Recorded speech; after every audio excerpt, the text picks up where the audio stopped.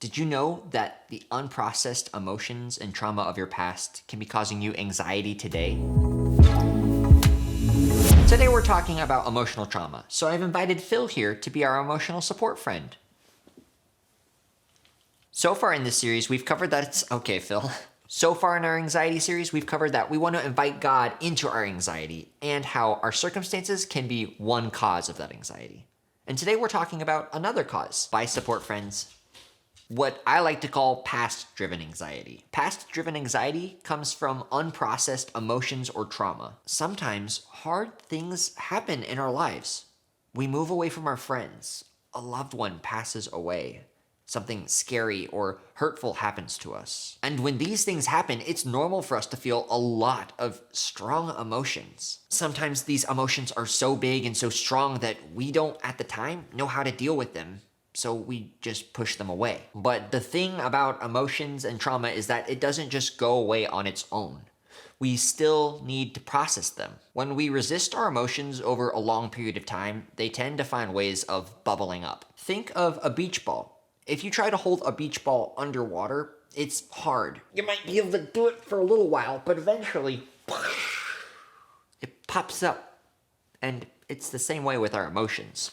You can hold them down for a while, but eventually they will burst up through the surface in a messy way. And that messy way often looks like anxiety. This anxiety can manifest in a lot of different ways. Sometimes this anxiety can be triggered by things that remind us of those hard, scary experiences. Something as simple as a certain smell can trigger those memories and bring back all of those unprocessed feelings.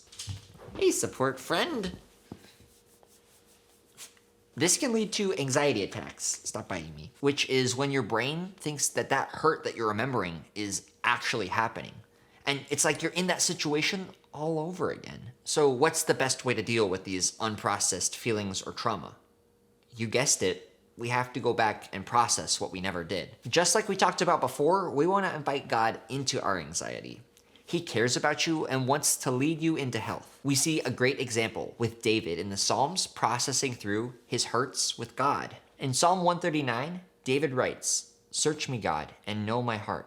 Test me and know my anxious thoughts." Along with inviting God into this process, we need to invite safe adults and friends who can help us as well. We need to give ourselves space and time to work through the tough stuff. When we finally take the time to process through the past emotions and trauma, that anxiety tends to go away. This doesn't happen overnight, and it's a long process. Our mind and body are finally able to move past those old hurts, and even when those memories are triggered, we're able to recognize that that's in the past and we are in the present. This won't be an easy or fun process, and it will likely take longer than you expect. If you want to start this process but don't know where to start, ask God for wisdom. Tell him you want to begin this process, but need his help. And reach out to a trusted parent or pastor and tell them that you want to process through some old hurts with them. Honestly, I can't tell you how much of a difference processing through my past hurts and emotions has made in my life. Phil, the people,